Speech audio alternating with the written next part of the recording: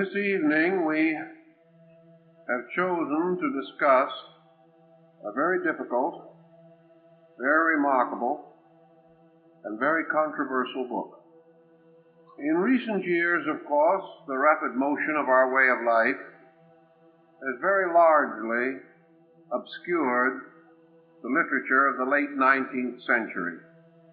Yet there are books that have continued to be highly provocative. And among others, we can mention the writings of Jules Verne, whose anticipation of the shape of things to come was uncanny in its prevision. We have in this case a book that is mysterious and remarkable in a number of ways. Perhaps the formula of it is rather close to our modern concept of science fiction. All that I can do in connection with this book is to sketch through and summarize certain aspects of it. And those who are sufficiently interested may, of course, enlarge their researches. The book itself appeared many years ago. This is the first edition. And it carries a very interesting title page. It says here, Etidorhpa, or the End of Earth, the strange history of a mysterious being, and the account of a remarkable journey, as communicated in manuscript to Llewellyn Drury, who promised to print the same, but finally evaded the responsibility, which was assumed by John Uri Lloyd, with many illustrations by J. Augustus Knapp, copyrighted Cincinnati, 1895.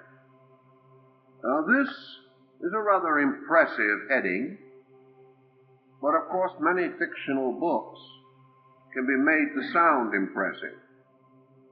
Curiously, this work deals with a number of subjects that created an almost immediate reaction in the public mind. And for 10 or 15 years, the book was the center of a storm and controversy such as perhaps is not common with most books. My own contact with it is perhaps a little better than most of those who now might read the work. I had the pleasure of corresponding with John Uri Lloyd before his death concerning the book. And as you probably, many of you remember, Mr. J. Augustus Knapp, the illustrator, was a close friend of mine for many years and was illustrator of our large book on symbolism and several other of my publications. Mr. Knapp was for years an artist working for Metro-Goldwyn-Mayer Studios. He was a graduate of the Cincinnati Art Institute, and he was engaged as a comparatively young man by John Uri Lloyd to do the illustrations for this book. Lloyd himself was a man of parts. He was the head of the Lloyd Pharmaceutical Company, at that time one of the most important pioneers in pharmaceutical research in the United States and a leader in his chosen field.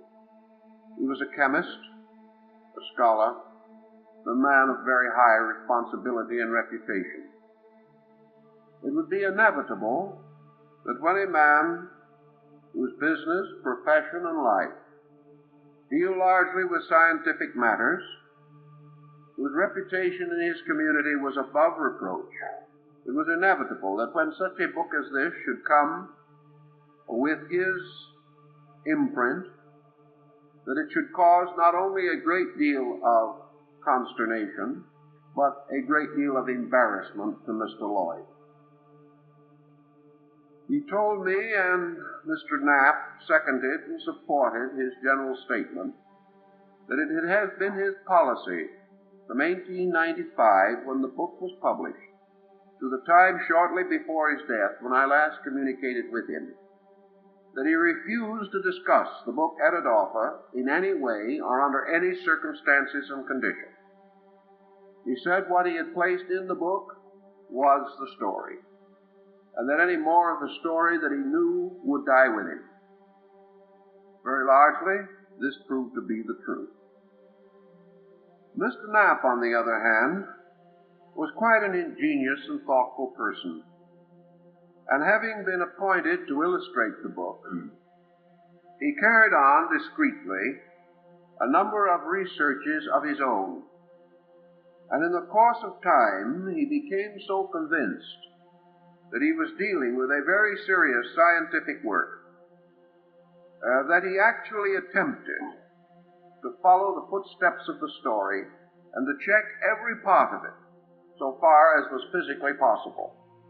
This he did, and he even discovered most of the landmarks which are referred to in the book. As a result of his researches, he says that that part of the book which can be checked by the present knowledge that we possess, he has checked, and that the author of it was correct and accurate in his description of persons, places, and circumstances, and that there were many corroborating witnesses who, after the book was published, admitted that they were party to some of the facts which it contained. Thus, we are not dealing with a book of pure fiction. We are dealing with a book which has at least a completely factual springboard. After a certain point in the story, which we will arrive at in due time, it is obvious that the story cannot be checked by ordinary means. This was one of the great tragedies in the life of Mr. Knapp. He hoped throughout his years that someday he could do what the Alcoa program suggests, take that one step beyond, that he would be able to proceed further in the mysterious journey of this remarkable person. But finally, failing health and advancing years, and the physical arduousness of the project, which was an immediate danger to life and health, made it impractical for Mr. Knapp to make that one step beyond. In the description of the book, we will come to the place where Mr. Knapp had to make that final decision. The manuscript, as it is published or presented by John Uri Lloyd, came to him through a misadventure. The original custodian was a man by the name of Llewellyn Drury. It was Mr. Drury who had the original contact with the mysterious hero of this story. He was instructed to take the manuscript, which was in the autograph of the original author, and to place it in his vault or safe, sealed and held, not to be published or opened for the period of 30 years. At the end of that time, the manuscript was to be unsealed, placed in the hands of an editor, prepared for publication, and illustrated by an appropriate illustrator. It was then to be distributed or circulated or published, at least in a limited edition. As a result of this publication, should certain persons mentioned in the book and selected by the original authors to be his beneficiaries be discovered or be still alive, the proceeds and profits of the book were to pass to them as partial compensation for a great unpaid debt. Mr. Drury, when the time came for the publication of the book, evaded his responsibility. He evidently felt that the work was too controversial and perhaps would endanger his reputation. He therefore finally contacted Mr. Lloyd, who agreed to take on the peculiar responsibility. It is therefore the fact that John Uri Lloyd was a sort of substitute for the original person who was responsible for the publication of the manuscript. This would seem to account for a number of discrepancies in the original plan, because John Uri Lloyd never made any claim to have had personal contact with the original author. However, Mr. Knapp told me that Mr. Lloyd did have contact with the personal author, and that he, Mr. Knapp, when commissioned to prepare the illustrations for the work, actually was able to make the portraiture, which became the frontispiece, because he also met the original author on the street in Cincinnati. Now, what all this adds up to is mystery. How mysterious, you will note a little later. Now we have another peculiarity of our narration, inasmuch as it contains a considerable amount of double talk. This double talk seems to bear upon another incident or another circumstance which much earlier created a very broad stir and a considerable scandal in the United States. About the year 1827, a Captain William Morgan, for reasons perhaps best known to Captain Morgan, unless we wish to believe the explanation given in the book Etidorhpa, attempted to prepare and cause to be published a complete expose of the rites, rituals, and ceremonies of Freemasonry. This Captain William Morgan was himself apparently obligated by Masonic obligations, and he broke these obligations and prepared this expose, which was not only printed later, but passed through many editions, and these later printings apparently did not cause any perpetuation of the original tragedy. In 1827, we have to realize that life in the United States was considerably different from what it is today. It was a time in which feelings on many subjects ran very high, and there was in this country quite a marked division between pro-Masonic and anti-Masonic feeling. This feeling ran deep, largely probably due to propaganda and to a number of very vicious misrepresentations which appeared in the press and took on political coloring at about that time and somewhat earlier. Involvement of certain European secret societies in Bavaria and other regions had caused people to be afraid that secret societies were attempting to undermine the political future of the United States. Even at one time, George Washington suffered from fear in this direction. Actually, also, the situation among the people religiously was a little different from what it is now. Although Freemasonry has never been advanced as a religious organization, there can be no doubt that its principles have exercised a broad religious influence upon a great many people. This influence has been consistently constructive, but in a day when it was very important only to consider the name of the religion or the sect to which you belong, and you are not religious unless you belong to the prevailing faith of your community, and that you would be subject to being bitterly persecuted even if you belong to an unpopular sect.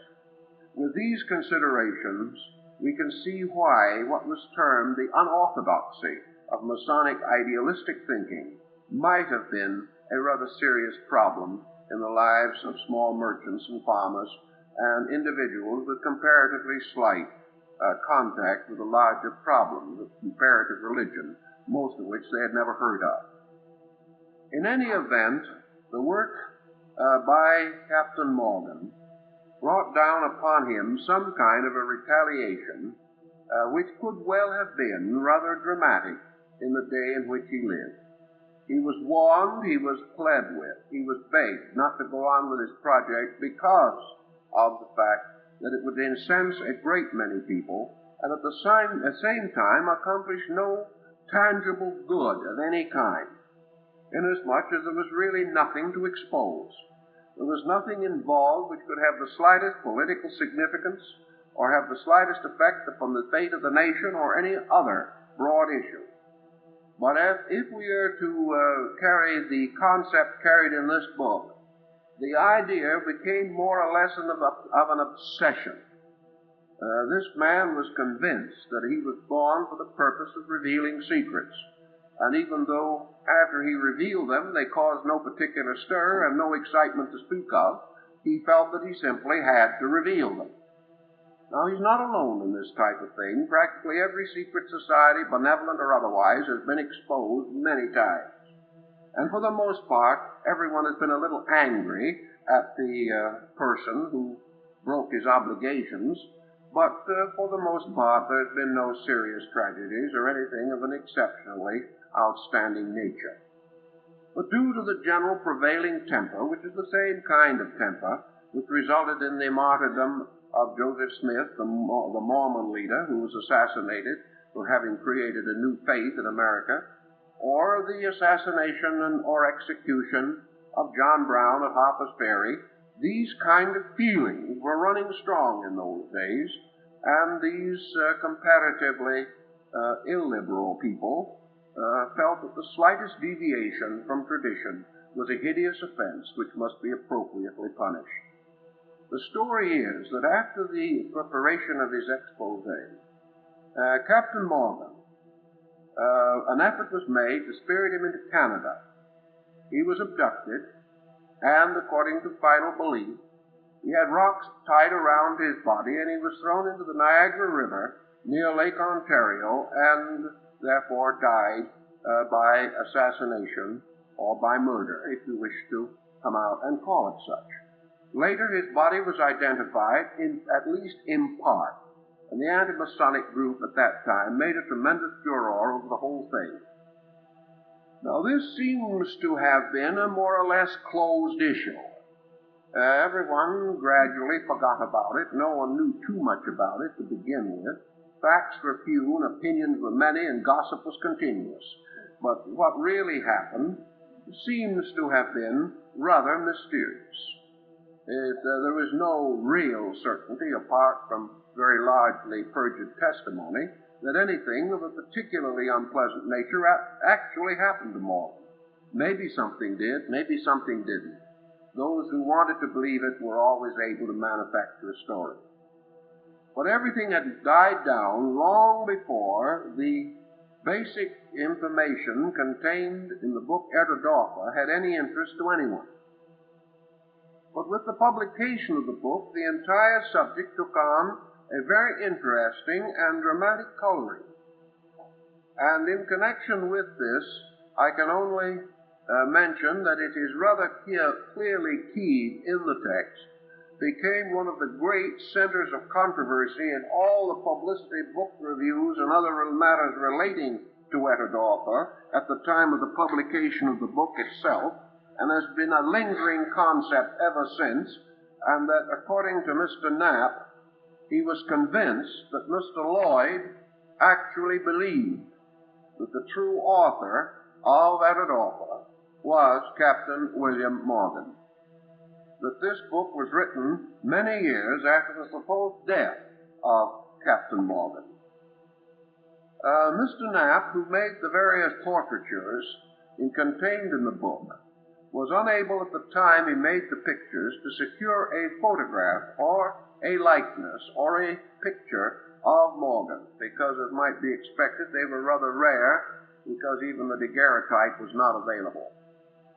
But later he was able to find an old picture, and he says that to his utter astonishment, the face of the mysterious man in Etidorhpa was identically the face of Captain William Morgan.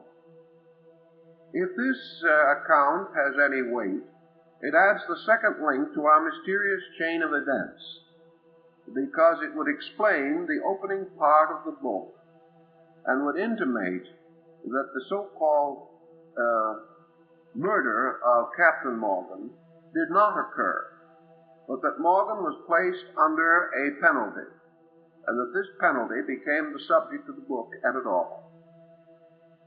Now, as we go into the book itself, as many people realize, we have throughout its text occasional direct references to Masonic rituals and symbols. There are several places in which statements are made that are obviously derived directly from ritual. Therefore, there is every implication in the book that the original author or authors wished it to be considered as having Masonic significance. Of this there can be no doubt. Just at what degree this Masonic significance is valid is again one of the mysteries surrounding Etidorhpa. The book goes into considerable detail, as we will later notice, relating to the so-called abduction of a man at a time and under circumstances which make it appear almost certain that Captain William Morgan is intended. We now pass into an entirely new sphere.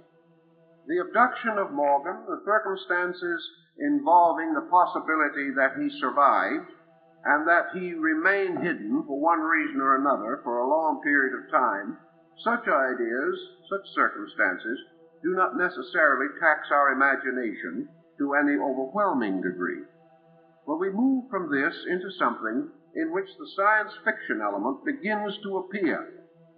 The contents of the book, as far as its story is concerned, has to come under one of three headings. Either it is a factual experience utterly beyond belief. Second, it is a complete work of fiction, using historical circumstances for a springboard, or else the entire work is essentially allegorical. Now, there is every possibility that the whole book is a very ingenious piece of symbolism, and that there is no part of it, with perhaps the exception of the early parts or its early chapters, that are even intended to be taken literally. That it actually, instead of being the story of the journey of a man to a mysterious region, that it is actually the story of the journey of man through a mysterious universe, the universe in which he now lives. And the universe is unfolded for him very much in the spirit of the Eleusinian and Mithraic rites of ancient Greece and Persia. There is a thin veiling by means of which it would be possible, if penetrated through this veil, to assume that the whole story represents a restoration and reveal it to us rather as the adventure of a person passing through the conditions of his own internal life. Such a concept is highly possible, and Mr. Knapp gave it a lot of thought and said that certainly, if the story was not factually true to the end, then it must certainly be symbolically significant or important. That the story may have had unknown authors entirely different from any that we know is not incredible or impossible. But Mr. Knapp, whose early association with Lloyd and with practically all the persons involved, who personally knew Llewellyn Drury, the original custodian of the manuscript, Mr. Knapp said that on several occasions he actually examined the original manuscript in the autograph of the unknown author. All of these circumstances, of course, led Knapp to assume that there might be a very literal meaning. That this literal meaning, however, could drift into allegory, and from a certain foundation we might move to the realization that this was the story of the actual inner experience of Captain William Morgan in the years following his realization that he had made, at least in his time, a serious mistake. This possibility also implying that the author had learned something of the greatest importance as far as his own moral and ethical life were concerned. Now, there is one other element which we also have to mention in connection with the story of Etidorhpa, because we are trying to summarize a very big subject, and how big it is, you will only know if you make a very careful study of the book. The story has certain basic scientific interest. This has led some people to suspect that the scientific facts contained in the work would be possibly reminiscent of the personal and chosen career of John Uri Lloyd. He was a man who might have possessed this knowledge himself. This is true. It is never possible to know just how much knowledge anyone possesses, and it is quite possible that as a serious and scholarly individual, he had come to certain conclusions concerning essential principles of knowledge, which would have been rather difficult for him to transmit literally without bringing down upon himself a terrible condemnation, but which presented in a semi-fictional manner might intrigue the mind and cause the reader to perhaps investigate for himself somewhat further than he would otherwise have done. One fragment of this scientific knowledge, probably the most important fragment, if we can call it such, would be the background or the environment in which a large part of the story is laid. This environment lies beneath the surface of the earth. If this environment be regarded as a serious and solemn effort to understand the construction of the subterranean regions beneath the earth's surface, then Mr. Lloyd was either a man of great imagination or a prophet of unusually good parts. Actually, today, in the world of semi-science, in the world of science fiction, we are gaining an increasing number of accounts of the possible existence of regions beneath the Earth's surface that are rather different from those which our geologists might first assume to be there. One of the interesting angles of this story is that it follows through a kind of mysterious inter-earth cosmogony, something happenings beneath the earth's surface, a little reminiscent of Dante's journey through the Inferno. Dante's journey into an underworld we know to have been a great political satire, one of the most brutal and at the same time most dramatic in the history of human literature. Yet in order to create this world of his Inferno and his Paradiso, Dante actually fabricated a complete concept of the universe. He formed a very profound concept of the stratification and structure of the earth beneath its surface.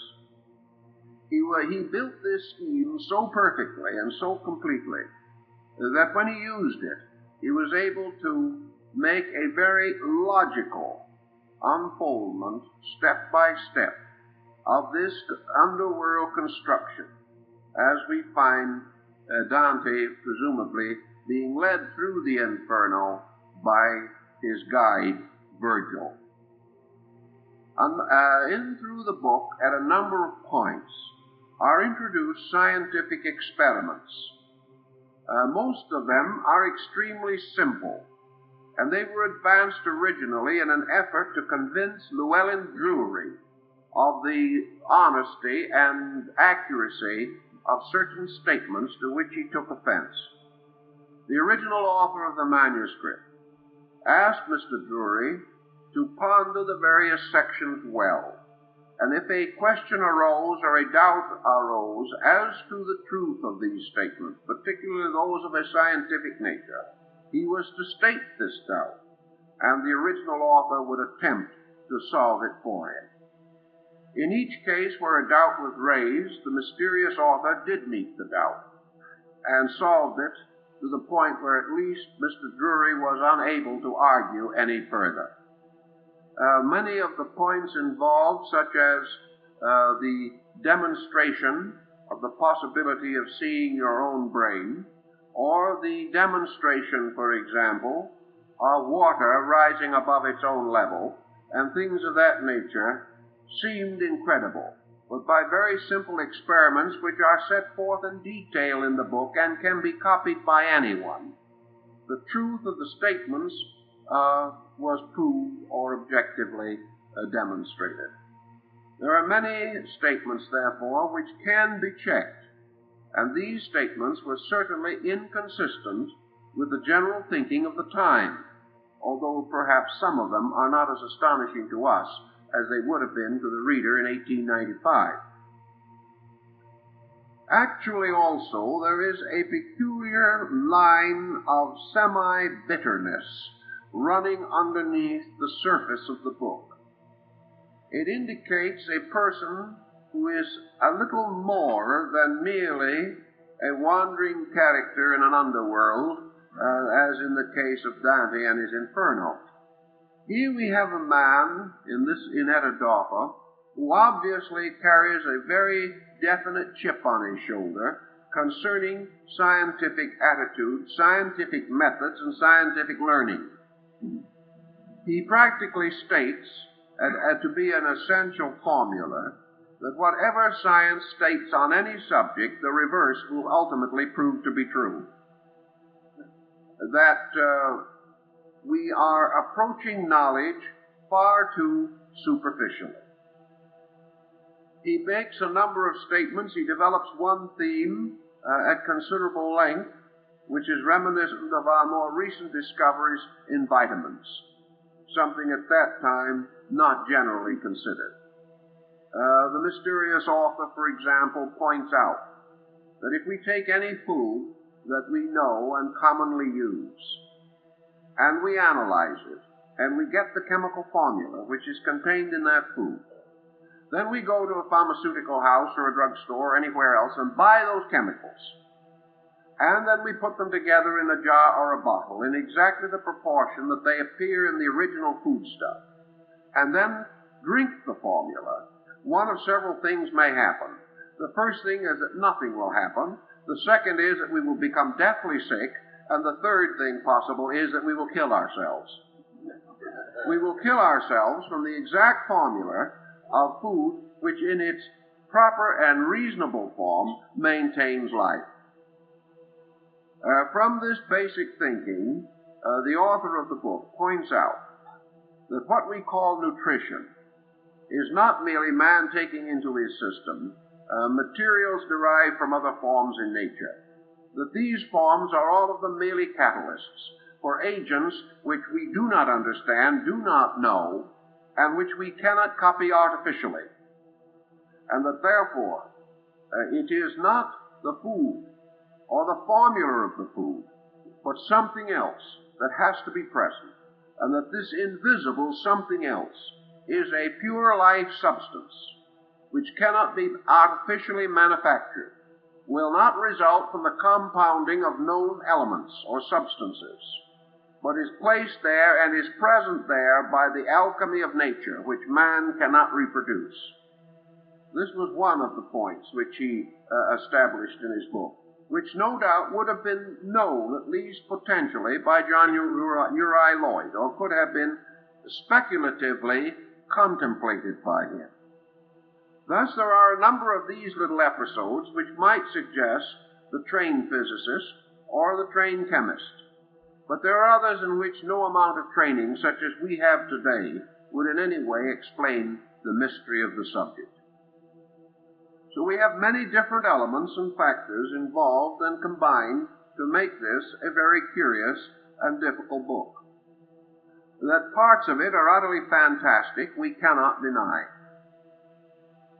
One of the points which perhaps we must also give a moment to is this inter-earth cosmogony, if we want to call it such.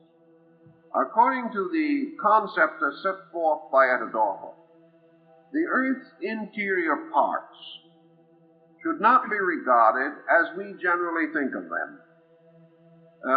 Science fiction today has many parallel stories of worlds under the earth, of people living there, of all kinds of things happening there. Now, to a measure, Etidorhpa follows some of these, but in a rather reduced manner, a rather epitomized form.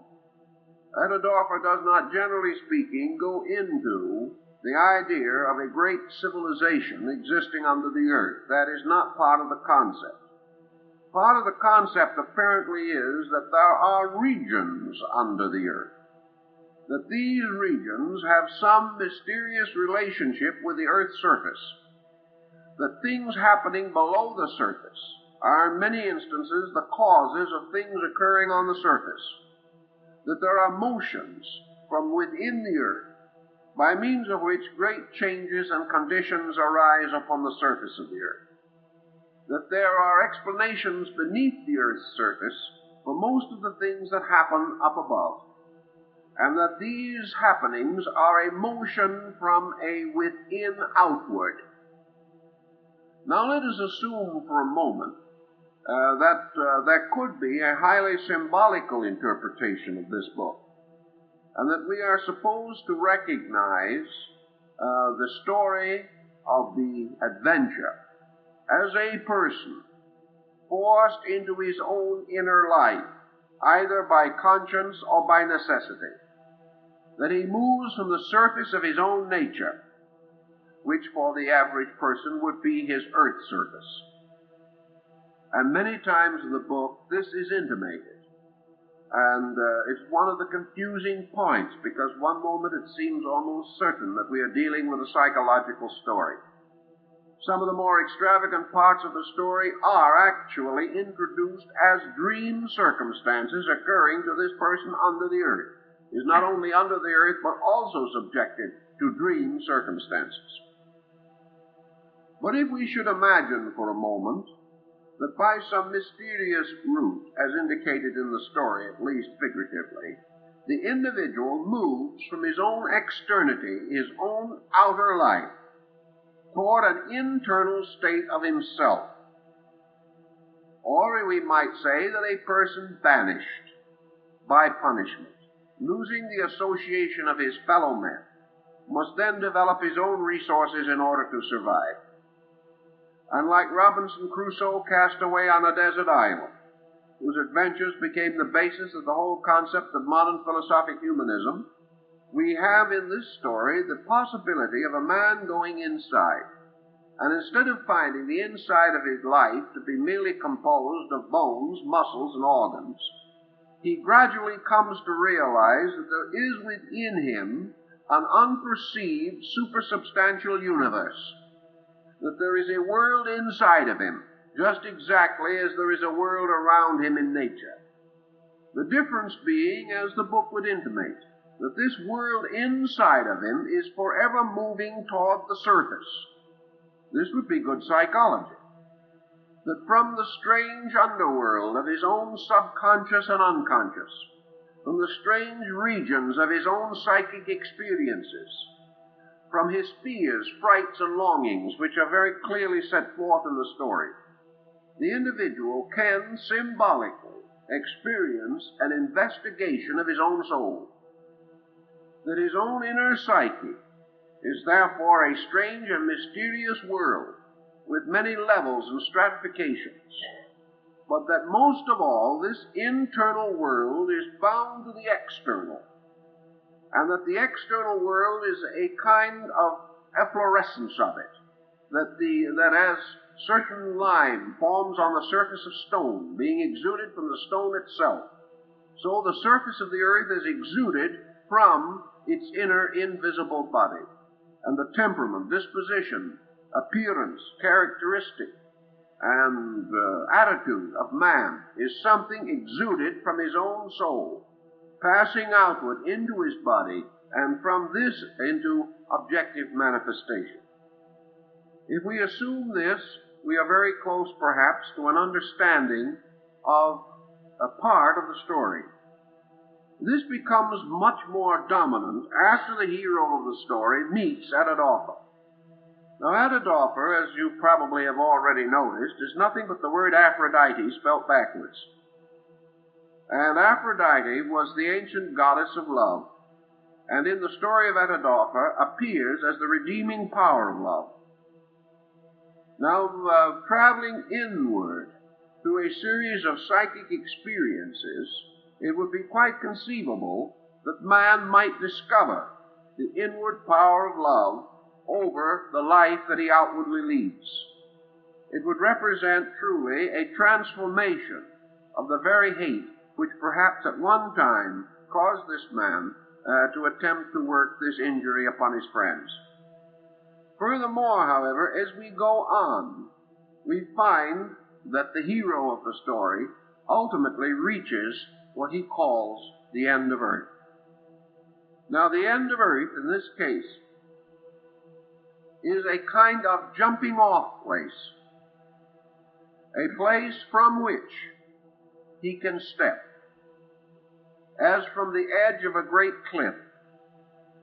But once he has stepped into this infinity, he steps into an absoluteness that is beyond description, beyond analysis, beyond recording. Therefore, as the hero of the book explains it, the story ends with the end of earth. When he has to go beyond this point, he goes to a place of no return. If he goes beyond this point, he goes to a condition utterly undescribable by man, into a condition of absoluteness, which, however, as described in the book, takes on many of the dimensions and aspects and values of the ancient Buddhistic concept of nirvana. The place to which he would go is the place of absolute peace, of absolute rest, and a place which he can attain only by the total renunciation of himself.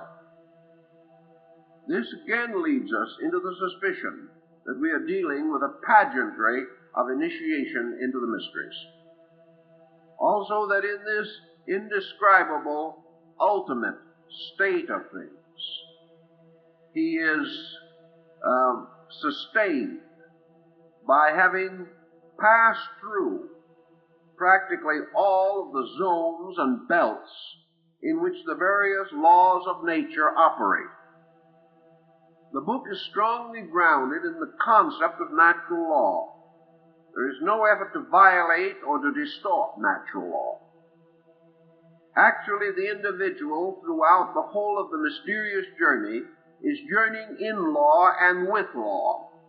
It is law that makes it all possible. But it is also law interpreted very differently from the way we interpret it. It is law not merely a cold fact, but a living reality. It is law not only in the sense of inevitables and immutables that bind us to concepts. It is a law, an eternal principle, in which it moves all things inevitably and eternally toward union with itself. And this union is a condition greatly to be desired. Only one more element remains in the story to discuss beforehand, and that is the mysterious guide who plays the part of Virgil to the story hero. I'm not going to describe him for you because I think the impact of his description, as represented in the pictures drawn by Mr. Nat, will give you a much more charming introduction. But he represents undoubtedly another element in the story. He represents a factor. He represents a type of motivation, something which has power because it is lacking in something. A specialized and very curious and strange kind of existence. An existence belonging to a region that we do not understand, but an existence which would imply release from the bondage of sensory perception, which might be very appropriate and very necessary, shall we say, to the mysticism of this story. We can't do much more because we will now have to rush through and show you these pictures, and we'll try to explain certain of the points to you as we go along. But I think that you will realize as we proceed that we are dealing indeed with a very strange sometimes apparently ridiculous, often profoundly stimulating a situation. Something that is perhaps without parallel in literature. And to many persons who have spent, as Mr. Knapp did, many years trying to check it and study it, perhaps not paralleled in basic scientific or esoteric meaning. So I think we will first of all introduce our subject with the original portrait that Mr. Knapp made of the hero of the book, who is recorded only under one curious title, I Am the Man. Now, having this gentleman appear unexpectedly in your midst might be quite a shock to almost anyone. This man is exactly as described in the manuscript, and the sketch for this picture was originally left with the manuscript. Later, however, it was improved by Mr. Knapp through his study, and also later proved to be, with the exception of the hair and beard, an almost exact likeness of Captain William Morgan. The peculiar prominent part being the exceedingly high forehead, which apparently was a distinguishing factor in the original account. When this man first made his appearance to Llewellyn Drury, he simply, Drury asked him his name. He said, I will never tell you my name. You may know me only as I am the man who did it. And that is the only name by which he was recorded in the book. And it is this man who is held to have been the original author of the book. And this is the man who Mr. Knapp saw on the street in Cincinnati. Now it seems that Mr. Llewellyn Drury, here shown in his vest, was of a peculiar, rather introspective nature himself.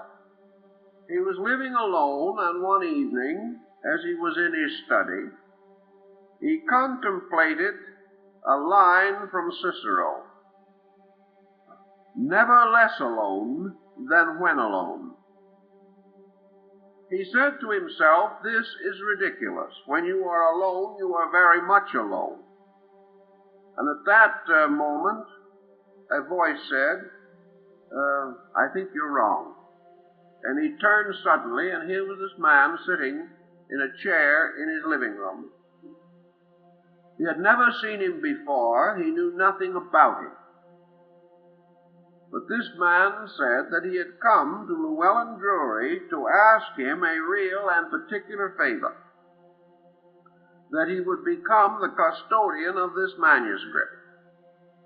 When the manuscript later, for there was a year between the first visit and the continuance of the discussion, when the manuscript finally appeared, it was so miserably written that Drury couldn't read it. So the hero thereof and the author thereof agreed to read the manuscript to Drury, a procedure which took a considerable time and which became the basis of the story as it is unfolded in the book. However, as Mr. Lloyd points out, one of the reasons why the book was changed in many parts to different editions for years was the fact that some of the original manuscript was so bad that it took experts to decode it sufficiently to know what was said, and a number of amendments and corrections were necessary. And also, I Am the Man himself ordered or required corrections after the first edition of the book was printed. Here is the second illustration as set. Here is the mysterious man asking Mr. Drury, and according to John Leroy Lloyd and Mr. Knapp, the picture of Mr. Drury is from a likeness and is accurate. That I Am the Man insisted that this trust be kept and begged Mr. Drury to agree to take the manuscript and hold it for the 30 years as required. After considerable persuasion, Mr. Drury agreed, and on the occasion of the agreement, they shook hands and more or less promised to be mutually faithful in this trust. This is the scene where I Am the Man gets the promise from Mr. Drury that he will do the work as ordered. The next morning, Mr. Drury, waking from sleep, decides he's had a nightmare. He does not believe that the mysterious person was ever there, but going to his library table in the morning, he finds on the table one of the long hairs from the man's beard. This was really quite difficult, and later caused him to be suspected of psychic aberrations by one of the brilliant scientists of the period, Dr. Vaughan, who was also a real person, and who also admitted that Mr. Drury had come to him with the exact story as narrated in the book, the discovery of the mysterious hair. Later we find indications that I Am the Man had persuasive means when need arose. Mr. Drury became more and more concerned and unsettled and unhappy over the transaction in its earlier stages, and finally I Am the Man drew this knife and threatened Drury unless he agreed to keep the promise which he had made. The presence of the knife was very persuasive. There was never any need to use it. But Drury realized then that he was dealing with a man who was determined to have his own way, and that the best thing to do was to acquiesce as gracefully as possible. Here, I Am the Man threatens Drury unless he keeps the promise that he has made. Before leaving the room on that occasion, the mysterious man went over to the doorknob and cut a cross of 2 strokes crossing each other in the doorknob. Mr. Knapp went to Llewellyn Drury's apartment, saw the room in which the episode had occurred, and saw the 2 deep slashes in the brass doorknob. At the time when Mr. Knapp visited the place, those then residing there did not know anything about the reason for the slashes in the doorknob. But the knife, or whatever it was that made those slashes, cut through a 1/4 inch of brass without the slightest difficulty. And Knapp insists that he saw these marks, which I Am the Man that placed there, in order that Drury would never be inclined to suspect that the whole thing was a nightmare. If the occasion itself was not a nightmare, the writing was. Here is an example of the original handwriting of I Am the Man. It ran into hundreds of pages like this, and required a great deal of care and thought. Parts of it are not too difficult to read, but areas of it where words of somewhat similar shape and different meanings occur, they're extremely confusing, and it was only, as Mr. Lloyd said, after working with the manuscript for several months that he was able to read it with even reasonable ease. This manuscript is not in the handwriting of Lloyd, nor in the handwriting of Llewellyn Drury. There is no indication that it is a doctored handwriting. It is simply the handwriting of a person who was not particularly skilled in writing, which would have applied to the original character as he describes his own circumstances. This is the account that is found in the book of Etidorhpa of the abduction of this man as the result of his determination to write this mysterious expose of a secret society. He wrote the work in this cabin, and the cabin was seen and photographed later, and I saw Mr. Knapp's photographs of the cabin. At night, 3 gentlemen waited upon the man who did it, perhaps alias Captain Morgan. And it was at that time that they led him forth into the mysterious world in which all things became meaningless in terms of common sense. We know definitely and beyond any reasonable doubt that the story of these happenings has no place in the sober story of Freemasonry. It has to deal with something that even from this point on begins to take on strange and esoteric implications. It is quite possible that these three men themselves represent symbolic factors in the drama. For this number and the circumstances occurs quite frequently in Masonic symbolism. At the time it occurred, according to the story, Morgan was not an old man, but as the result of being taken into a remote place and subjected to certain mystical, metaphysical, and alchemical treatments, he was suddenly prematurely aged. He was aged so rapidly that his identity was hopelessly obscured, and that no one would ever be able to recognize his original nature when it was changed in this way. This change was not due to makeup. Something was done that actually aged him.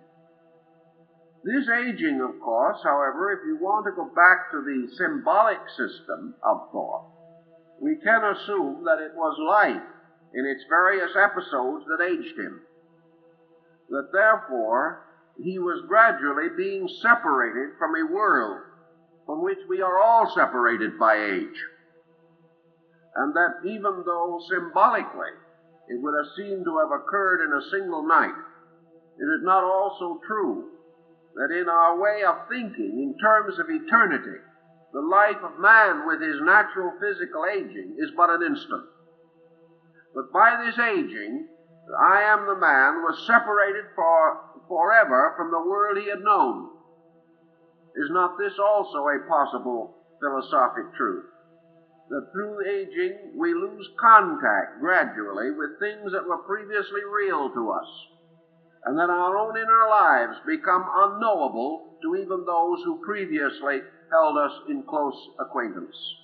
In any event, this mysterious aging prepared him for the next step of his strange journey. Later, in an effort to restore contact with his family and friends, he was permitted by the mysterious gentleman in the tall hat in the background to visit the community in which he lived. Here he met persons that he had known before, but none of them knew him. And every effort that he made to try to prove to them his previous identity failed utterly.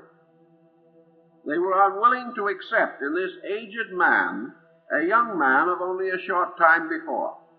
They insisted that it was madness, that there was no possibility of it being the same person, so that he was unable to go back, that he was unable to restore his relationship with the world he had left behind. Now, there are possible explanations to this also. If this aging should be regarded as an exterior symbol of some kind of an internal growth or change, we might also say that the individual, once having outgrown a certain condition of life, cannot return to it again. And once we have outgrown a certain concept of life, we cannot return to it. Age causes changes in our psychology. We know this because if in later years we go back to childhood homes and places we have known, we have no fond desire to stay there. Something has happened. And in the experience which happened to this man, he was separated from the old way by a series of circumstances that were moving him into a new and mysterious direction. Now, at the time when it was supposed that William Morgan was being taken across the Niagara River to his reported doom, according to Etidorhpa's story, he was placed in a carriage and driven along a very long road for many days, leading downward from the original seat of the occurrence through Illinois and down into Kentucky. He crossed the Ohio River, and this is a reconstructed map that was made from the records and finally became the guide by which Mr. Knapp was able to relocate the mysterious cavern through which our hero is said to have descended into the underworld. This cavern is not the great Kentucky cave. but it is in a somewhat similar kind of structure and formation, and it is located in that general area. And these different numbers relate to places where Mr. Knapp and others checked on the story, because in the story there is brief mention of passing certain communities, going through certain towns, passing by certain farms or certain formations of land. These have all been checked, and as far as this checking is possible, they were all physically true. Now, in order to gain a little further understanding of this, we pause for a moment to reconstruct from photographs taken by Mr. Knapp during his researches the countryside and the general region in which these cavernous places are located. Here are photographs taken by Mr. Knapp in the area of the final location of the mysterious cave described in the story. You can see the rather wonderful and amazing surface formations, which to the geologists do intimate that the areas beneath might be honeycombed, very much like the area of the Great Kentucky Cave. These are views taken in and around the general area where the drama begins to take on its greatest intensity. Here is a site leading into one of these caves. And the difficulty that Mr. Knapp had at the beginning was to discover which one of the caverns was the one actually referred to in the story. He was finally able to identify it by certain landmarks literally given in the book. Now the question is, did John Uri Lloyd ever go here? We have no record that he did. Had he any way of knowing about this, other than perhaps in a purely empiric manner? We do not know that he did. Persons living in the area were never questioned by him. They were never interrogated by him, because in an area such as this, any effort that he had made would have been almost immediately the subject of local gossip and tradition. Knapp went through the region a few years after the book was published.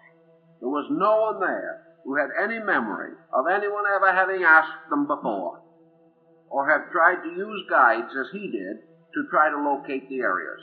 So we have no indication that Mr. Lloyd had any such understanding or knowledge. Here is the river or stream that flows out of one of the caverns. In fact, we're getting very close to the cavern involved. This stream has a subterranean origin and comes out and grows in this wonderful, wild, and verdant region. It is a beautiful country, and a country that is filled with old lore and beliefs, some of them tracing back to the American Indian period in this region, and some of them quite fantastic. There is much of the lore that seems to have a bearing on the story. Here you see the actual entrance to the cave of Etidorhpa. It was finally and completely identified. And it was not identified by the entrance alone, but by the construction inside, which follows a very definite and particular pattern. There is, in connection with this cave, not only its surface openings, but there are a series of vents in the ceiling of the cave which go up to the surface of the ground. These vents and their location made it possible to identify the mysterious region. And here, in the due course of time, I Am the Man was deposited by the mysterious persons in the dark carriage that thundered through the night, carrying him a third of the way at that time across the nation. A very difficult and circuitous route, made more difficult by the obvious intention of those driving to make certain that they could not be followed, or that the exact location they were reaching could not be anticipated or their tracks retraced at a later time. And it was here that, according to the story, Llewellyn, I Am the Man, met his guide. This guide climbed up through one of the vents and was a person completely without eyes. Now this story ties very closely with, of course, a phenomena that is known in the Kentucky caves. For there are in these caves fish that are eyeless. Having lived always underground in darkness, these fish have in the course of time lost even the rudimentary trace of eyes. This mysterious being was apparently human, yet not human, having no eyes and no temperature to the body, being cold and forever wet. Yet this person was the one that was appointed to lead I Am the Man on his long and difficult journey. He was entrusted to this guide with the admonition that he was about to enter into a strange and almost incredible cycle of punishments. Punishments, however, which were not of malice, but punishments to represent the inevitable path of the truth seeker, seeking to compensate for the sins of his life. That in some mysterious way every human being has to purge his body of his own ignorance, has to make right the innumerable wrongs, because every human being who has not an illumined inner life is betraying something, whether he knows it or not. And this process of betraying truth is that of ignorance, the individual who makes these basic mistakes from which the experience of growth or the journey into his own inner consciousness by this eyeless guide is his own only hope. The eyelessness of this guide seems to suggest something that never comes to the surface of his life at all, therefore has no need of the senses and faculties with which the average person regulates his affairs. It is possible that by this eyeless guide is meant intuition, or some mysterious superphysical faculty which is important in man's journey to the inner self. Oh, we're going to have to do that one again. This is even a little more than can be anticipated in this story. Here is the point in which I Am the Man reaches his last contact with the outside world. He is standing under a vent which goes like a chimney up to the surface of the earth and down which the ray of the sun passes. Now this was the final clue by means of which Mr. Knapp was able to locate the exact cave. He entered the cavern, followed a long and difficult road, as indicated, wading in water, much of it up to his waist or more, until he finally came to this point. He stood exactly where I Am the Man is standing in this picture, looked up and saw the opening above, and he then knew that the next step was that he had to dive under a partition of rock. In those days, when he wanted to do this, we did not have the equipment we have now, which would have made it a simple fact. If he had dived under this bridge of rock and had not found what I Am the Man found, he could easily have died there. He could have not been able to get back.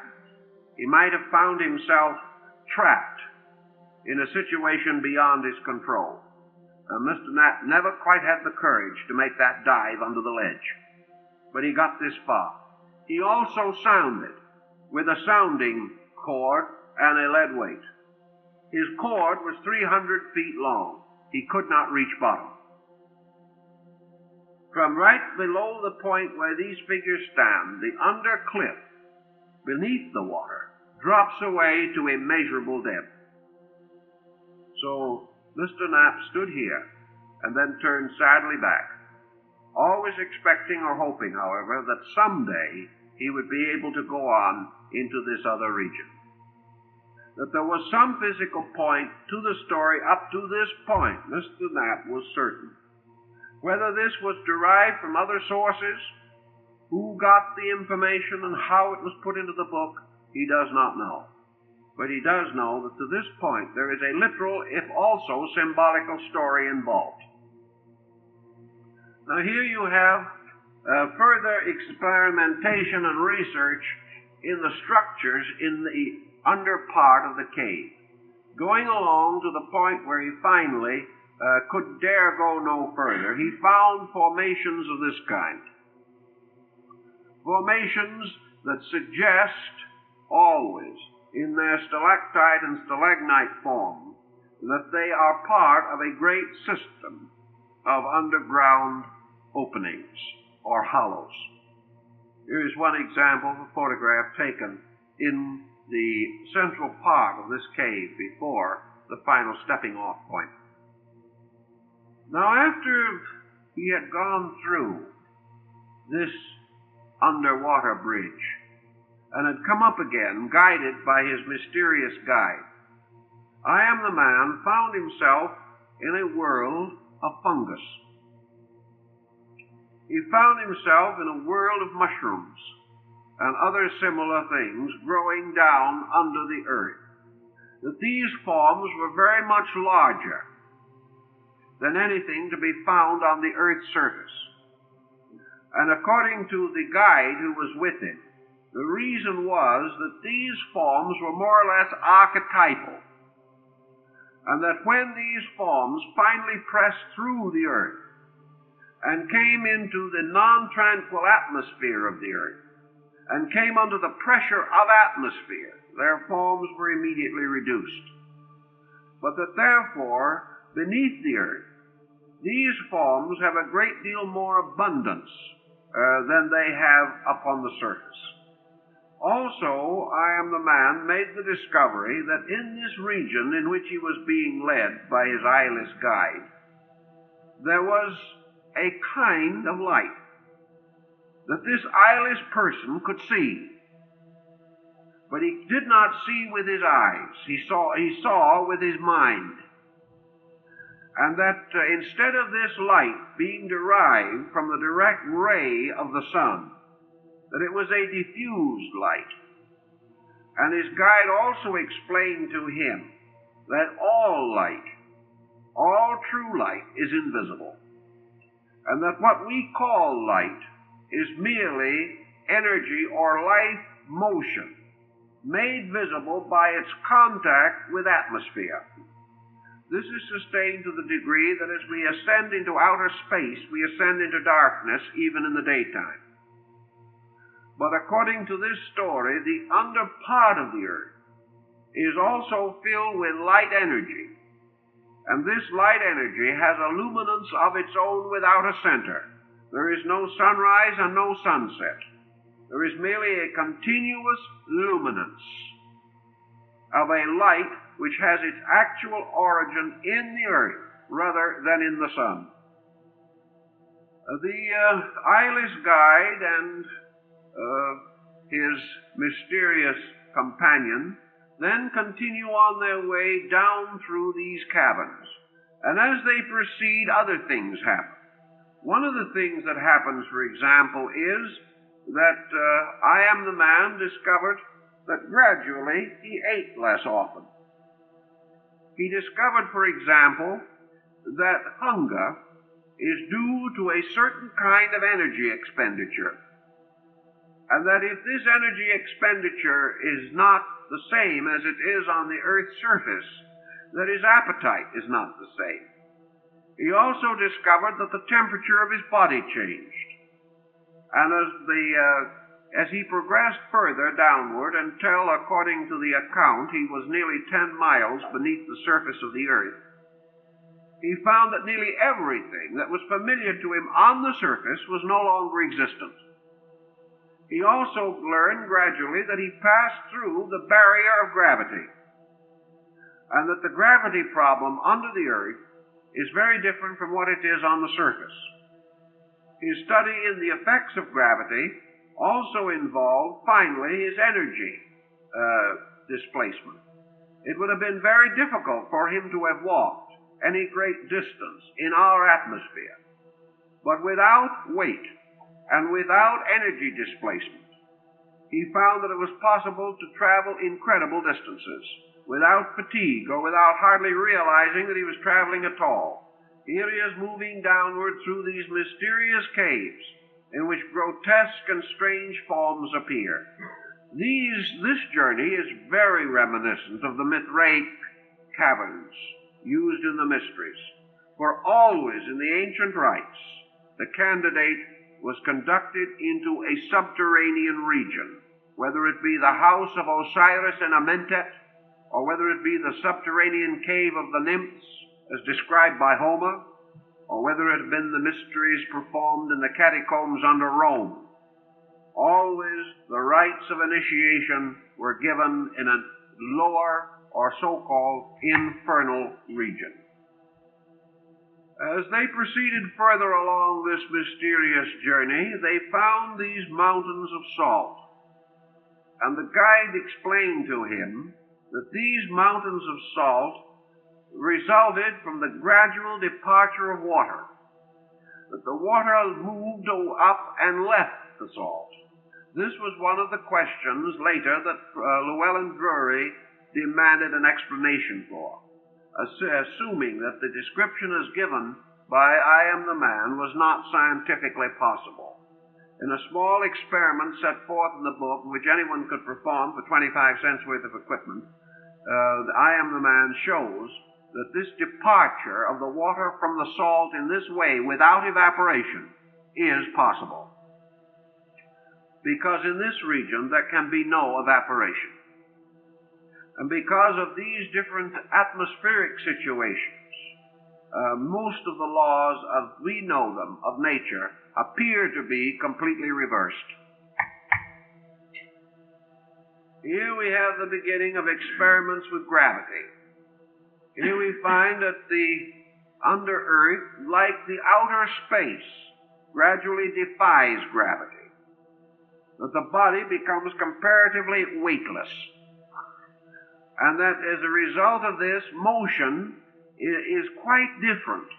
Motion is impelled no longer by moving of the legs or stepping one foot in front of the other. Motion is almost simply a willing to move. The individual sort of throws himself into motion, and his entire nature moves accordingly.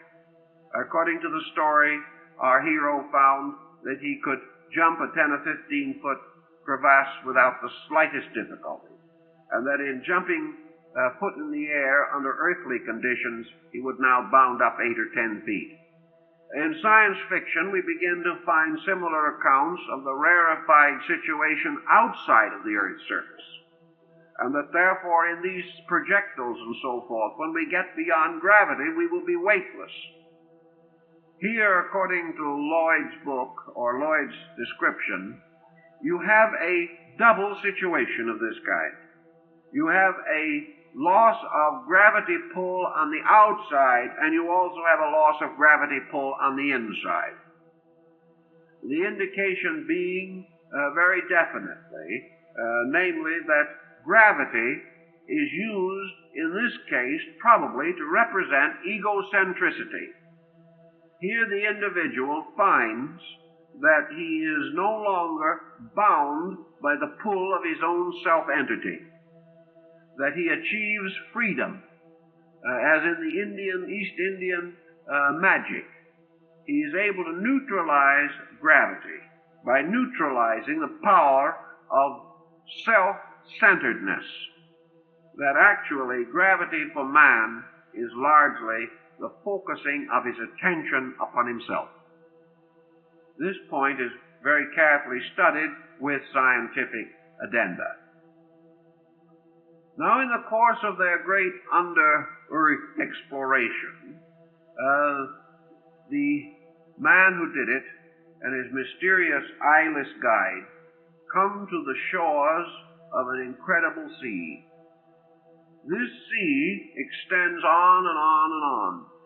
But the thing that is astonishing about it is that it is absolutely without motion. There are no tides. There is no ripple. There is no motion of air. Everything is locked within the great bell of the earth. Therefore, everything is in a state of complete repose, absolute silence. This becomes a very intriguing and dramatic situation, and again causes us to suspect that the author is telling us that we are approaching the sea of internal consciousness. Here, standing upon a rock, looking out over this vast expanse of the unknown, the individual finds that in his inner life there is this placid ocean, this ocean of Tao, this mysterious, unchanging water of eternity, this sea which is perhaps the one referred to by Edward Arnold in his great story, The Light of Asia, where he says, Om Mani Padma, whom the daybreak comes, and the dewdrop slips back into the shining sea. The sea in this case being the total consciousness of the being. And man, as an intellectual entity, contemplating this, must be led there by his blinded senses. In other words, the fact that the external senses are in some way blocked, as represented by the eyeless guide, makes possible the awakening or stimulation of the interior sensory powers. In other words, now on the edge of a great sea which leads he knows not where, and on the edge are these great cliffs rising up, but he is not able to be sure whether this sea is water or glass. Perhaps this is also the Shemayim of the ancient Kabbalah, where it says in Genesis, for the waters which were above the firmament were divided from the waters which were beneath the firmament. Now this is a very peculiar statement, and most Bible students haven't done much with it. But it applies apparently to the fact that there are two oceans, one above and one below. Now this representing perhaps a mysterious under-ocean, a sea of shining glass, a mysterious region that is uncontaminated by the surface tides or by the winds of circumstance. If man's consciousness is freed from the winds of his emotions and his opinions, it too may become a placid sea, full of mystery and incredible depths.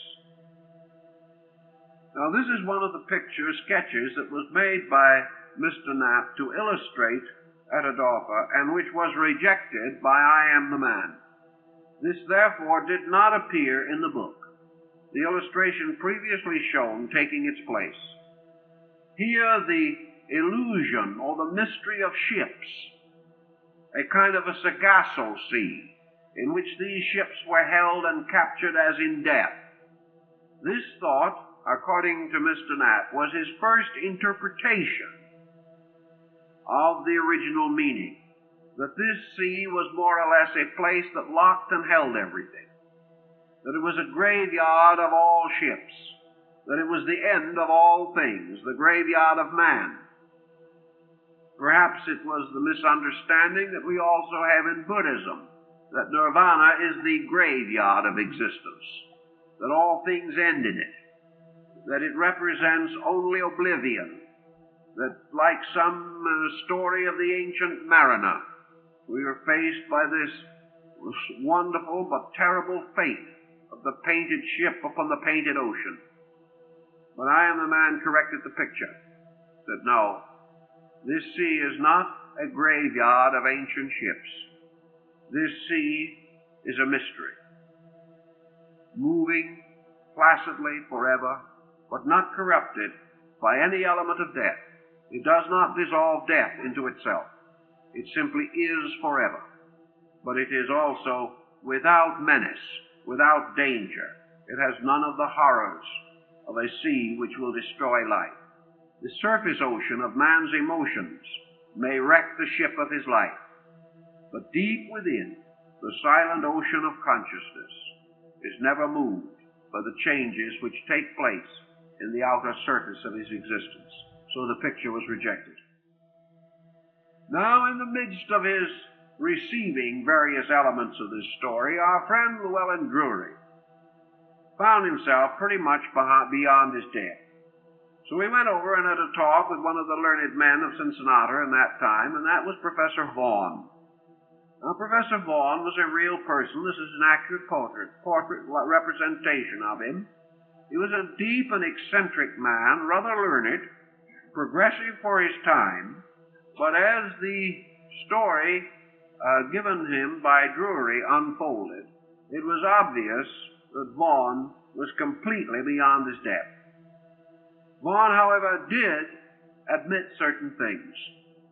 Vaughan, in the story at least, becomes the foil, inasmuch as he reveals the ignorance of knowledge. Vaughan acknowledges to Llewellyn Drury that all these facts we have, all this knowledge that we claim to know, rests upon the insecure foundation of hypothesis. He uses the example of ether, the scientific hypothetical medium, not the ether of anesthesia, but the ether of space. He shows how science, in order to explain things otherwise not to be explained, has been forced to invent something which it cannot explain after it has invented it. That man, in order to rationalize his own opinions, has had to support them by a series of artificial intellectual inventions. That these inventions are not facts, but if we accept the invention, we can then establish a fact. If we reject, however, the invention, there is no fact. And that nearly all knowledge that we possess of any subject rests upon some mysterious, dark, hidden footing that we cannot see, that we cannot know, and that we cannot be certain of. And that even when we possess a high degree of knowledge, so that we are able to demonstrate, perhaps even with Einsteinian mathematical precision, the fact of something, that even this precise knowledge, of course, Dr. Vaughan didn't know Einstein, but we know the principle he was working with. Namely, that when we have established an irrefutable fact, and find that there appears to be no way of undermining or questioning that fact, the time will corrode it away. That perhaps what we have will prove to be true, but only a part of the truth.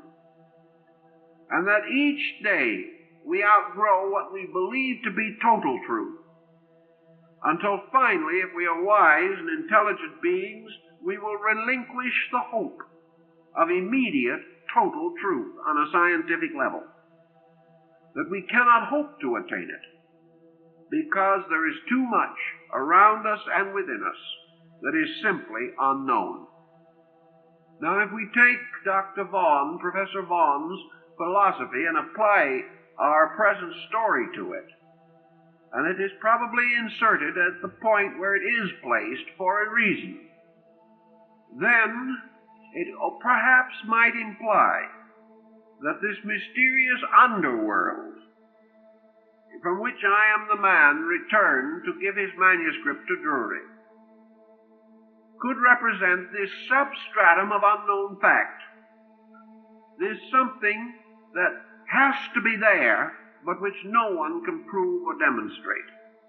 That this underworld is the underground of knowing, this mysterious dark earth from which all things come, this strange elos or slime from which life comes, or life moving upward from some strange, recondite, hidden source of itself, rises from the dark underworld.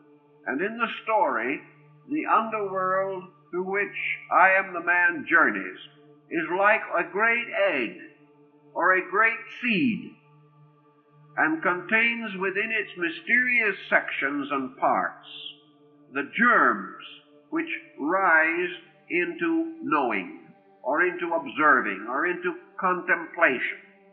So we find poor Dr. Vaughan is much embarrassed, but he is honest enough to admit that while he cannot justify or even explain rationally the imponderables that Drury brings to him, that he must admit in all fairness that we do not have the answers which Drury seeks, those answers which would disprove the story of the man who did it.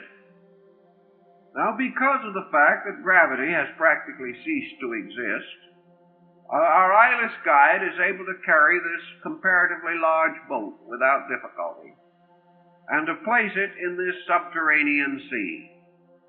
Now, if you remember back into the mysteries of Osiris in Egypt, you remember the strange island in the midst of the invisible subterranean Nile that flowed under the temples of Luxor, Karnak, and Memphis, and that this island was reached by means of a boat that was always in the underworld and was rowed by a blind oarsman. Now that we find in the Egyptian mysteries and in certain phases of the ancient Egyptian ritual of Memphis. Therefore, we have now a blind guide with a boat in the underworld, which is going to carry I am the man in a mysterious journey across the sea of life. All of this ritualizes very easily and indicates that perhaps there is a master scheme or master plan behind the entire account. Among the other experiments which were made, one day while I am the man was reading his manuscript to Llewellyn Drury, was one relating to the possibility of seeing your own brain. Now, as a footnote to the story in Etidorhpa, it is noted that this particular discovery was not actually unique to I am the man. It had been known or had been recorded before.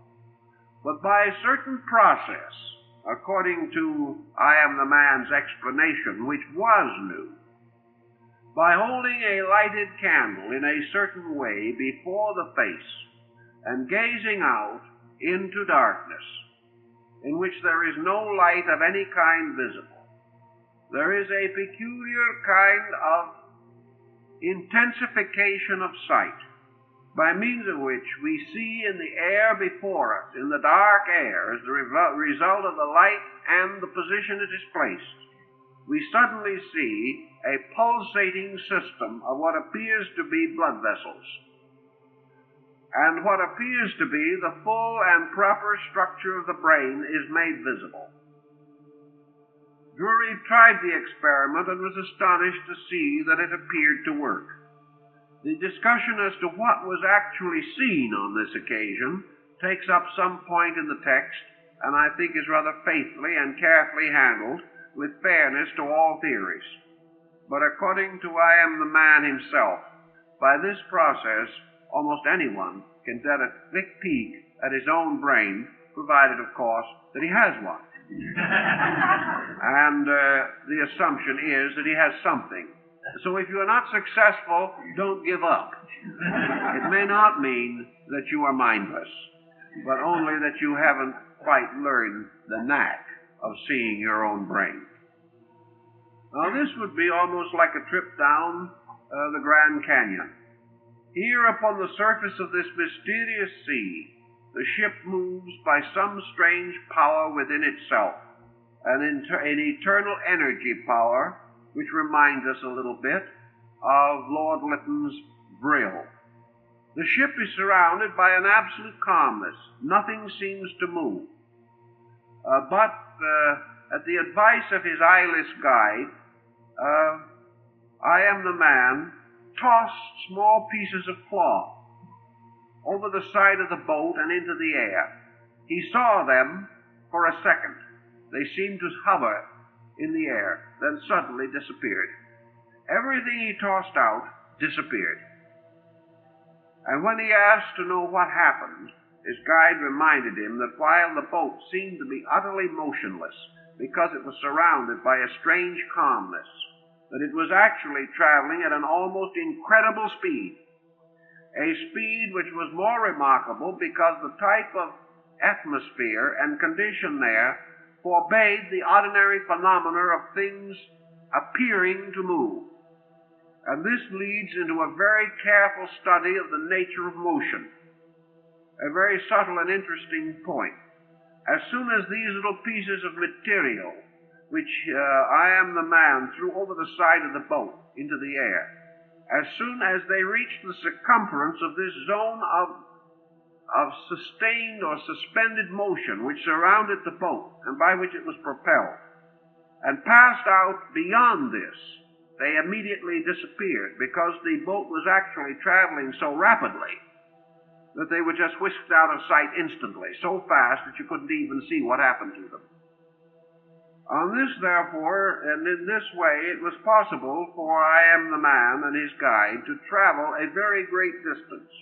And according to various accounts contained in the book, this journey through the under-region actually carried them more than 10,000 miles, but always done by means of these suspensions of time, which is also analyzed, of motion, also considered carefully, and the illusion of distance. These things are all handled in a way that suggests Oriental metaphysics. They are all represented as their peculiar bondage and their peculiar tie to illusion. And I Am the Man is being taken gradually, step by step, away from illusion. And before the book is over, he is told and is asked, and the whole subject is discussed, whether he is ready to recognize that this entire world is a kind of dream, a mystery that exists only because he sustains it, and that while he is held to all these laws and rules and principles that we associate with exact knowledge, he will be a slave held in an underworld like this. It is only when he renounces what he believes or what he knows and becomes interiorly apperceptive to that which really is that he can ever escape from this strange, convoluted universe of mysteries, miseries, and misfortunes. They go along the edge of the great cliff here, and in the course of this discussion, the rising and falling of the surface of this vast body of water, which is so immovable in appearance, and the relation of this overflow to volcanic action is described, and the actual nature and study of volcanoes. Many different ideas from anything commonly held even today relating to these vents and the escape of various pressures from different levels of the Earth's substratum. And always this guide is a perpetual instructor, leading or directing I Am the Man on his difficult journey. Every so often, I Am the Man, incidentally, passes through periods of panic. This is interesting because they are rather inconsistent with the nature of the structure of the pattern. You would not expect him to keep on passing through experiences like this and then suddenly pause and scream that he wanted to go home. You wouldn't expect him to become one moment completely immersed in the mystery of it all and the next moment frightened to death. Yet if we study him psychologically, if we realize what happens when you place a human being under analysis, you find that our hero is acting very much in that way, that he is desperately trying to discover and at the same time frightened to death lest he find out, that his emotions are the strange and mixed emotions of each individual when he comes into a new level of his own subjective. If by this volcanic situation, therefore, he is brought into the presence of the real explanation for the dynamic of his own emotional outbursts, if he is brought into a psychological realization of the origin of schizophrenia or paranoia or dementia or the problems of the manic depressive, if these things are indicated by this journey through the underworld, we can see why he will fight, why he will struggle, why he will hope and fear, why he will scream out to heaven for help one moment and in the next be happy because of the wisdom he is learning. These tantrums and unbalances which mark the story are perfectly consistent with the psychological problem of man attempting to penetrate into his own inner life. Now, having reached down into this strange region still further and further, a strange and rather difficult thing to explain is suddenly, and for no apparent reason, interjected into the story. They come to a place in which there are these strange, fantastic forms representing either fungi or some form of subterranean growth life, something not depending upon the sun, therefore having an entirely different type of energy from what we know. And here, I Am the Man is asked to eat some of this fruit. As a result of this, he goes into a kind of trance. And the next series of episodes are inserted into the story as a dream within a dream, as something happening in the midst of things happening that are already unbelievable. Now, in this particular happening circumstance, he passes into a very strange sphere, which John Uri Lloyd's book calls the region of the drunkards, of those strangely or mysteriously intoxicated. Now, as we study the story, it becomes obvious that while a great deal is made of acute alcoholism, that is not the subject. It is a convenient way of hiding something.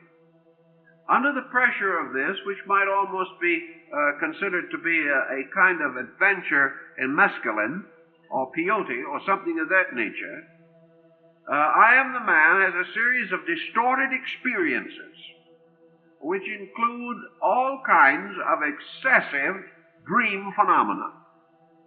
But out of this dream phenomena comes a series of very interesting conclusions, which apparently have a bearing upon the major theme, although it's a little difficult to establish. This is what happens in one of the episodes while he is under the influence of this drug. In other words, this does not represent a condition existing in this subterranean region, but a condition existing only in himself.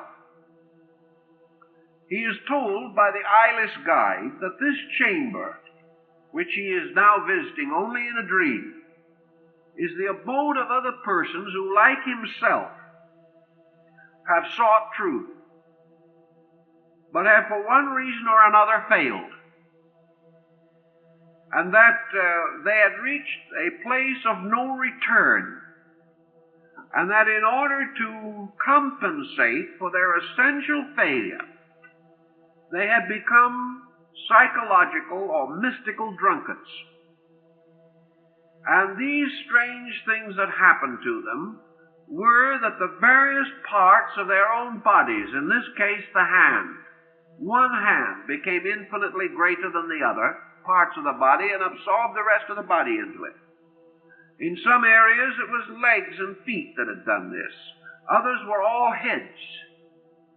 And one part of the body had suddenly grown to this immense disproportion. And of all these creatures in the realm of the drunkards, all were deformed in some way. The guide explained to him in the dream, for this was a dream experience, that actually this deformity was real but invisible in all persons who had become contaminated or corrupted by their own inner lives. He pointed out that while these people have bodies, we do not recognize the deformity. But if we could see the soul of an unpleasant person, if we could see the inner form of hatred, or of jealousy, or of destructiveness, or of bitterness, or of worry, or of fear, or persons who had fallen under the intoxication of their own negative psychic factors, that if we could see these persons as they really are, they would be deformed. That the ambitious person would have deformed his inner life until it became all some organ or faculty of his ambition. That his hands or his legs or his head would be all out of proportion with the rest of him. And that his total nature, instead of being a beautiful and symmetrical form, would actually be horribly and hideously deformed. because interiorly he is deformed, although it does not show in the body. Thus, if men could see their inner lives, they would all strive for virtue, because otherwise they would find themselves too horrible to bear the semblance of their own natures. But because we cannot see this inner person in the same form or body-like structure that we know, we assume that we're all right on the inside because the outer body retains some semblance of proportion. Actually, the person who is evil inside is crippled, corrupted, deformed, and hideous in appearance. That was the point that was made in the dream. Now, as they proceed on into this mystery, they come finally to the realm of Etidorhpa. And this is the painting that John Uri Lloyd first accepted from Mr. Knapp as the painting of the mysterious Etidorhpa. Knapp felt he'd done a pretty good job in representing the figure or person described as almost like that of Venus and accompanied with a strange lunar crescent. That this was the mysterious goddess of love that appeared with her retinue. And in the whole procedure of this underworld testing, I Am the Man was warned that under no conditions should he touch anything to drink that was offered to him, except this one thing which the guide himself offered him, and which was to prepare him for the world of fantasy. That he must never, therefore, take anything which would cause his faculties to be dimmed. In every instance along the way where he stopped, those who had failed, or those who had themselves been corrupted, urged him to take a drink of something, usually a mysterious green fluid in a small cup. Finally, when in this vision at the end, Etidorhpa appears to him herself, she also offers him the drink. And he is so enraptured and overwhelmed by the splendor of the wonderful company of apparent angels that came with her, that he was on the verge of accepting it, when he suddenly beheld a shadow behind her, a shadow of something that had an evil face or an evil thing, and he threw away the drink, so that even Aphrodite or Etidorhpa tempted him. But when he resisted, she immediately indicated her great pleasure that she had merely been required to try again to force him to take the waters of Lethe, or forgetfulness, to destroy his own inner life. And here, of course, we can have the psychic factor of emotion, of love versus lust, and of these other things which we find in the ancient rituals, for in Egypt the same thing occurred in the temple rituals. Now, when the book came out, I Am the Man told John Uri Lloyd that this picture was not acceptable. He explained it on the ground that a psychological factor was here. He wouldn't say what it was. Mr. Knapp tried to figure it out. But it appeared that I Am the Man did not want the figure to represent or resemble a Grecian goddess. He did not want it to represent a divine being. What he apparently wanted it to represent was a very simple human person. And that in his symbolism, this was a jarring note. So he commanded and required that the face be redrawn and this picture substituted. It is certainly far less as a work of art than the previous one. But I Am the Man apparently demanded this change. Why was it demanded? Was it because he felt that the other figure was wrong symbolically? That it suggested a dimension or attribute which he did not wish to convey? He did not wish to convey a superhuman being. What he wished to convey was a very human being. one in whom the problem of the adjustments between higher and lower living or thinking or emotion would be played out on the level of human experience. Whatever it may have been, this is the picture that was finally required and approved. The other one appeared only in the first edition and was rejected.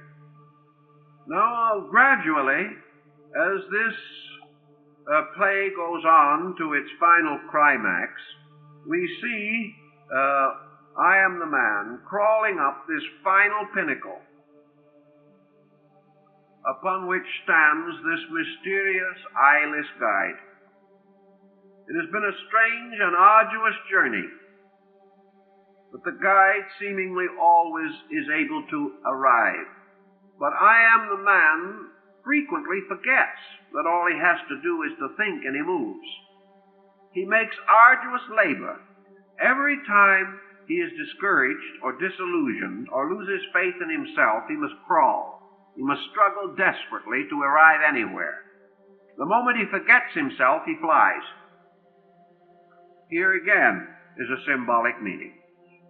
The meaning of the tremendous burden that we force upon ourselves by making effort out of action, whereas great action, as Zen points out, is effortless. Now, when he is up here on this pinnacle, I Am the Man has his last moment of revolt, apparently. He decides to destroy this guide who has been with him all the way. He can no longer stand this terrible journey into nothing, this absolute journey into aloneness. And it's at this point that is inserted into the text some very pointed statements from the Masonic ritual.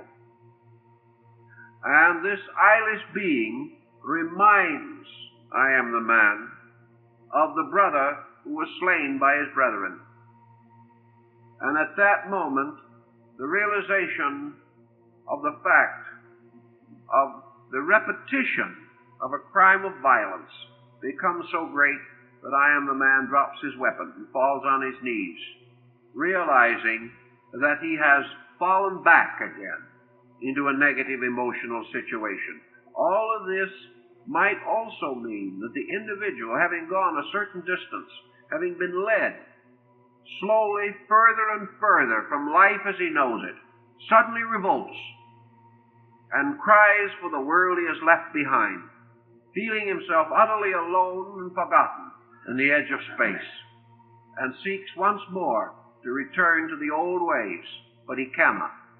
And in his effort to escape, he even wishes to destroy the very light that might help him to escape. Perhaps a reference back again to Captain Morgan. At this point also, they come to the end of the acquaintance with the mysterious eyeless being. In spite of all remarks to the contrary, this being suddenly floats off into space and is gone, and in his place stands this other person, who is again not the Beatrice of Dante's Paradiso, but now again a mysterious symbol taken out of ritual. Here is a new teacher, a higher teacher, a teacher that is to lead him where the eyeless guide cannot go. The eyeless guide cannot go on into the mysterious end of earth, can only go so far and must cease. The rest of the journey must be with this other, very gentle and mysterious person. Where they go, what happens, I Am the Man refuses to say. He says that what happens beyond the edge of that cliff, that is the end of earth, that from there man moves into a state which he can never know till he experiences, and once he has experienced, can never lose the realization of it. That is the end of the incredible and mysterious journey. And Llewellyn Drury says to I Am the Man, "Tell me what happened afterwards." And I Am the Man said, "I cannot and will not. You've gone as far as you can go. I have told you all that I can tell you. Here is the manuscript." And Drury says, "Will I see you again?" The man says, no, you will never see me again. So he hands the manuscript to Drury, and then standing in front of the fire in Drury's study, slowly fades away in front of him. This is the final episode of the strange and mysterious journey. This is the manuscript that then came into the possession of John Uri Lloyd. This is the manuscript of Etidorhpa, The End of Earth. And the full interpretation of it, the significance of it, is as mysterious as it ever was. But I believe that we will ultimately discover that it is two stories locked within each other. One is an initiation ritual derived from the old ritual mysteries, and the other, the psychological story of man's adventure into his own subconscious. If we assume either of these to be correct, I think we're very close to the story, which is certainly one of the most remarkable of its kind that has ever been done. Lights, please. Now our time is up, so that's all we can do with it this evening, so we'll leave you the gentle task of finding out what it means. And I think the more you think about it, the more interesting it will become, because we are definitely dealing with one of the most curious productions in literature, a book that is without parallel as a combination of psychological, scientific, philosophical, and mystical experiences. And as such, we hope you have enjoyed this brief interlude into the land of Etidorhpa.